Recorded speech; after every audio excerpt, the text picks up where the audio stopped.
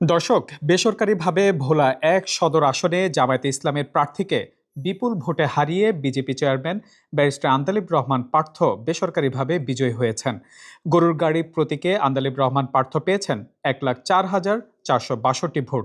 তার নিকটতম প্রতিদ্বন্দ্বী জামায়াতে ইসলামের অধ্যক্ষ নজরুল ইসলাম পেয়েছেন ৭৩,৭৭৩ ভোট। ইসলামী আন্দোলনের মাওলানা ওবায়দুর রহমান পেয়েছেন ১৫,০৯১ ভোট।